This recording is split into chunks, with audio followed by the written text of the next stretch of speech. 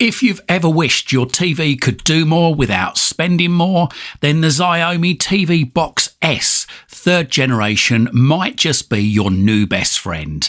Today, I'm diving into what makes this little black box one of the most compelling budget streamers of 2025. It's a compact matte black box with rounded edges. Sleek, minimalist, very Xiaomi. So let's have a look at the box. So as you can see here, this is the remote that comes with it. These are the apps that come on it. On the side here, it talks about the processor, which I should say the processor, one of the things that makes this stand out above all the rest of these streaming devices that are out at the moment, at the time of recording this video in August 2025, is the fact it has the new 905X5M processor, which shows significantly better performance than the S905X4, which is in many other devices. It gives an improvement of about 40% in throughput, and unlike most others, it actually runs at 2.5 gigahertz, whereas many others will only run at 2 gigahertz. It comes with 32 gig of RAM. It's got Wi-Fi 6, Dolby Vision Atmos, HDR. So let's have a look inside the box itself.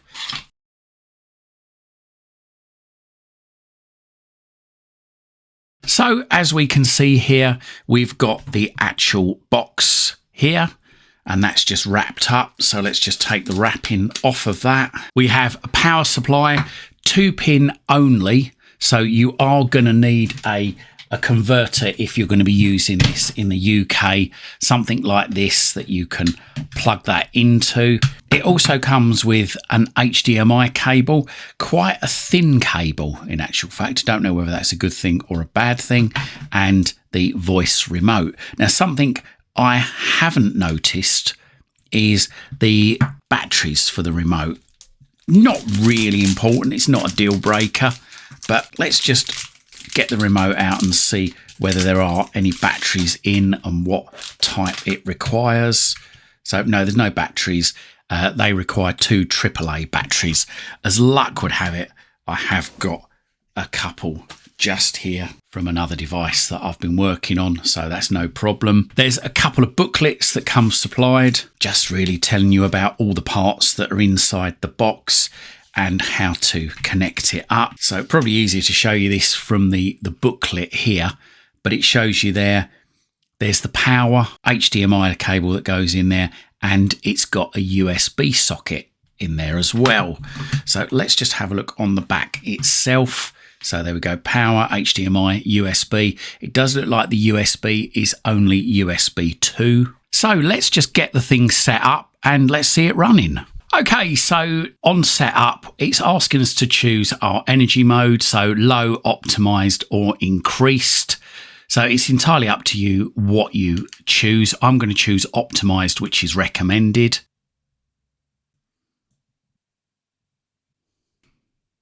So first things first, I'm going to have a look out of the box to see what storage we have on this device. Let's just go into system and then across there to storage. So it's a 32 gigabyte storage. We've got 28 gigabytes of internal space. That is after the formatting. But what have we got actually available to us? Well, we've actually got out of the box a whopping 26 gigabytes available to us, which is more than any other device I've reviewed, more than the Thomson, more than the ONN, which usually have around about 21, 22 gigabytes available to you out of the box. So wow. That's unbelievable. So let's have a look, see what apps are actually installed out of the box. So we've got the Channel 5 app, the Channel 4, Disney Plus, Gallery, ITVX, Media Player, Miracast, Netflix, Patchwall, Prime Video, Tubi, Xiaomi TV, YouTube and YouTube Music. And many of these apps can be uninstalled, like Tubi, ITVX, Disney Plus, Channel 4 and Channel 5. So let's have a look at the remote itself. So we've got a power switch up the top there. It can also be set up to turn your TV on and off. You have the button for Google Assistant, so you can press and hold that and ask it anything. You've got the normal round button and the middle button there. One thing that does put me off is the layout of the back button.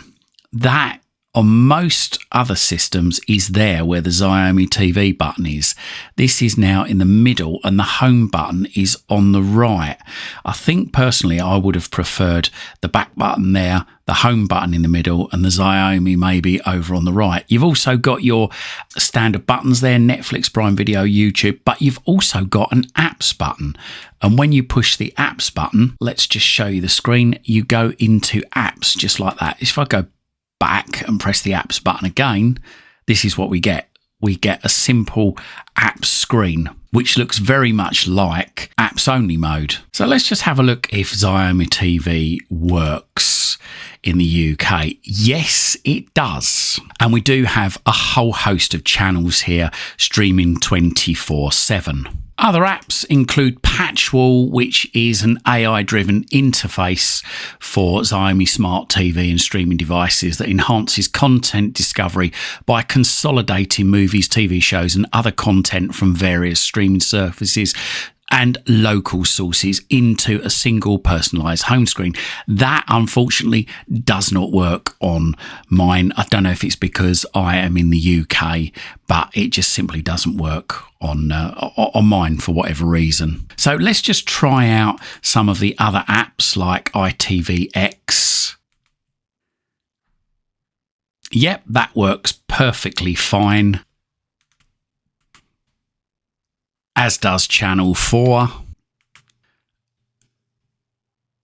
And likewise Channel 5. Now there's a couple of apps missing on here. One is an app called You, which I know it's difficult to find, but if I just go into apps and then into the app categories, hopefully it should be in there. There it is, just there.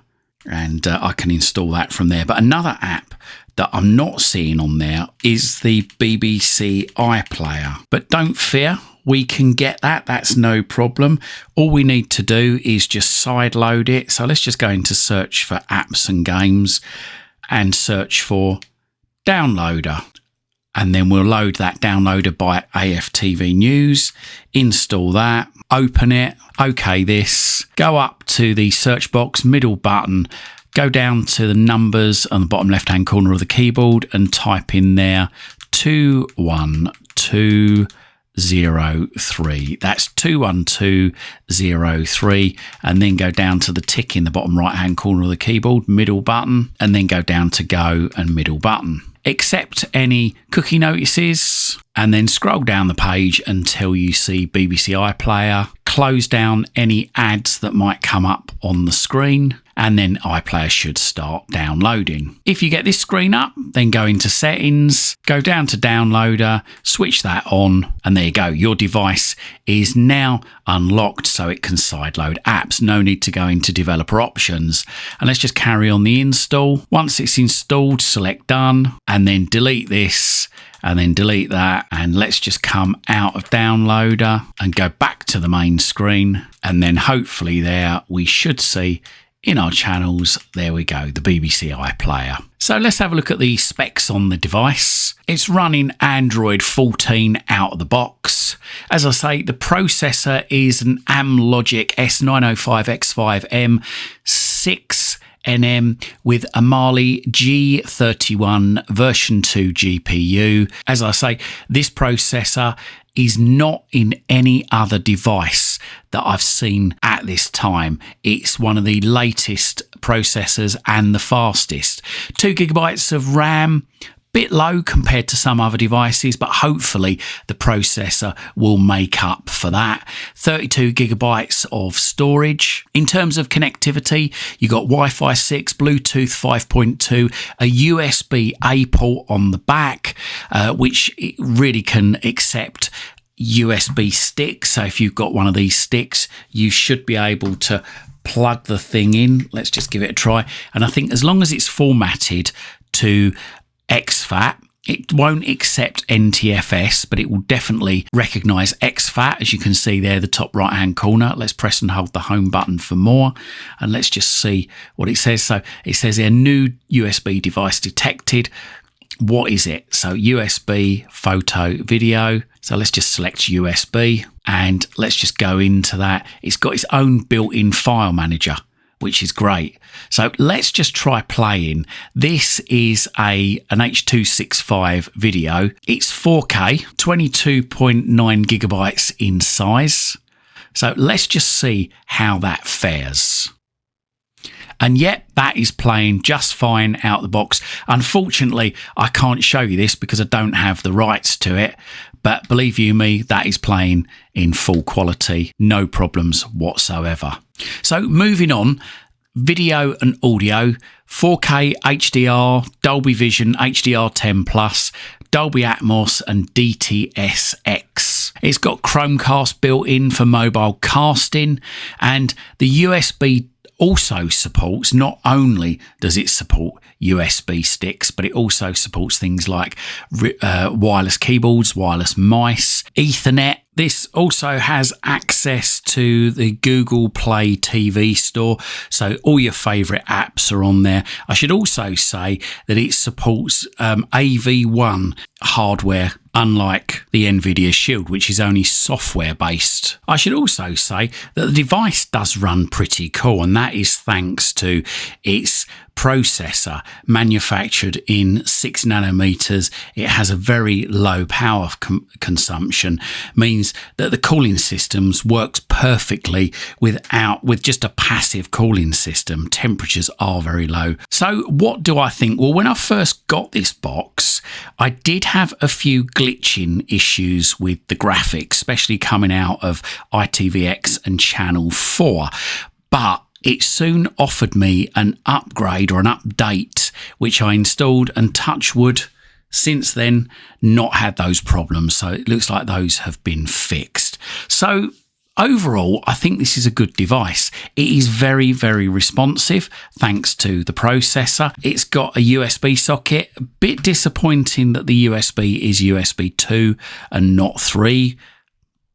There you go, it plays absolutely fine with USB 2. Comes pre-installed with Google TV 14, which I understand has a few interlacing issues, but those will be overcome sooner or later. The inclusion of Wi-Fi 6 is fantastic, and its size as well, it's tiny, measuring 93 by 93 by 14 millimeters, and it just weighs 40 grams. So as I keep saying, this processor is a new generation of processors, the first I've seen in its kind. So I decided to run a 3D Mark slingshot benchmark on it, and it gave me an overall score of 1,564. That's a graphics score of 1,606 and a physics score, which is the CPU, of 1,434.